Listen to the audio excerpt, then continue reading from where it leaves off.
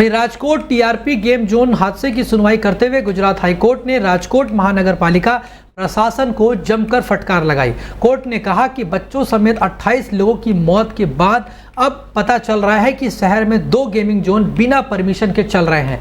क्या आप अंधे हो गए हैं या फिर सो रहे हैं? राजकोट में गेमिंग सेंटर अनधिकृत परिसर में बनाया गया था और फायर सेफ्टी की एनओसी भी नहीं की गई थी और यह सब कुछ पिछले 4 सालों से चल रहा था। अब हमें नगर प्रशासन और गुजरात सरकार पर बिल्कुल भी भरोसा नहीं रहा। कोर्ट ने यह भी कहा कि यह त्रासदी आंखें खोलने वाली है। सबसे दुखद बात यह है कि इसमें मासूम बच्चों की भी मौत हुई है। गुजरात हाईकोर्ट ने आज राजकोट टीआरपी गेम जोन हादसे पर एक्शन लेकर सुनवाई की थी और हाईकोर्ट ने बीते दिनों भी सुनवाई की।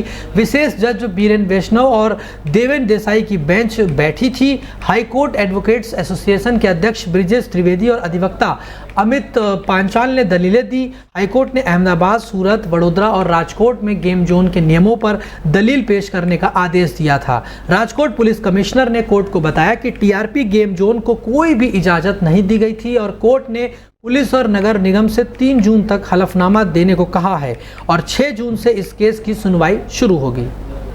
वही खतरनाक चक्रवाती तूफान रेमल बीते दिनों पश्चिम बंगाल के कैनिंग और बांग्लादेश के मोंगला में 135 किलोमीटर प्रति घंटे की रफ्तार से आया।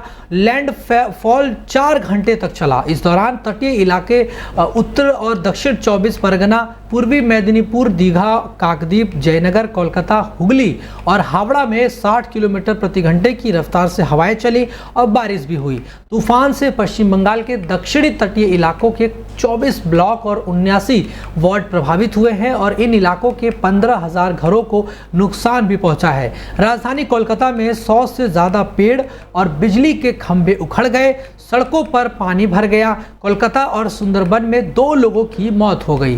कोलकाता के सुभाष चंद्र बोस एयरपोर्ट पर 21 घंटे बाद फ्लाइट सर्विस दोबारा शुरू हो गई है और आपको बताएं कि तूफान से पहले बीते दिन इसे बंद किया गया था और 394 फ्लाइट्स कैंसिल हुई थी।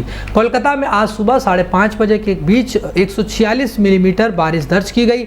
हल्दिया में 110 मिलीमीटर, तामलुक में 70 मिलीमीटर और निमित में 70 मिलीमीटर बारिश हुई। वहीं दिल्ली के विवेक विहार बेबी केयर अस्पताल अग्निकांड, सरकार जो है इस पूरे कांड के बाद हरकत में आ गई है। दिल्ली के स्वास्थ्य मंत्री सौरभ भारद्वाज ने स्वास्थ्य विभाग के साथ बड़ी बैठक की।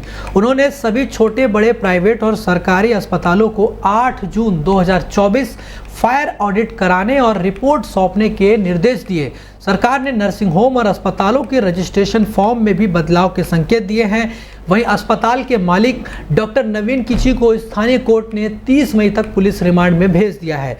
स्वास्थ्य मंत्री सौरभ भारद्वाज ने बैठक के बाद मीडिया से बातचीत करते हुए कहा कि परसों रात विवेक विहार में एक बेबी केयर सेंटर में भीषण आग लग गई थी जिसमें कई बच्चों की मृत्यु हुई थी।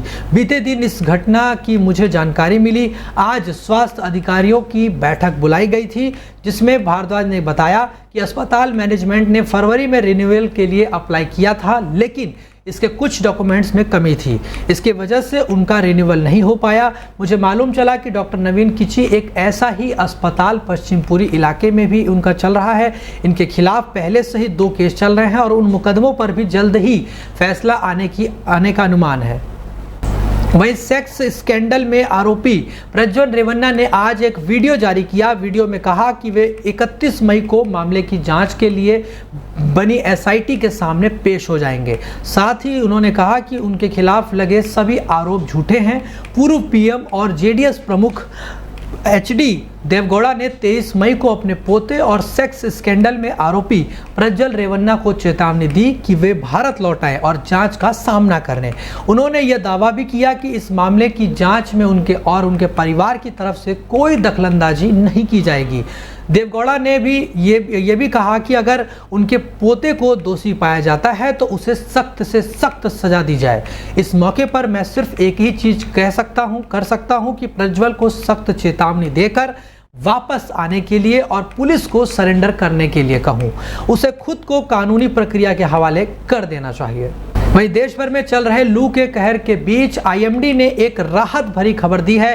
भारतीय मौसम विज्ञान विभाग का कहना है कि अगले 5 दिनों के दौरान केरल में मानसून की शुरुआत के लिए परिस्थितियां अनुकूल होने की संभावना है। पूर्व में भी आईएमडी ने इसे लेकर अनुमान जारी किया था। सामान्य तौर पर केरल में मानसून 1 जून को आता है, लेकिन आईएमडी का कहना है कि इस वर्ष दक्षिणी पश्चिम मानसून केरल में 31 मई को दस्तक दे सकता है। आईएमडी के महानिदेशक मृत्युंजय महापात्र ने कहा था कि यह जल्दी नहीं है, यह सामान्य तारीख के आसपास ही है, क्योंकि केरल में मानसून की शुरुआत की सामान्य तारीख 1 जून रहती है। आईएमडी पूर्व में जून से सितंबर तक चलने वाले दक्षिणी पश्चिमी मानसून के दौरान सामान्य से अधिक वर्षा का अनुमान भी जताया जा चुका है।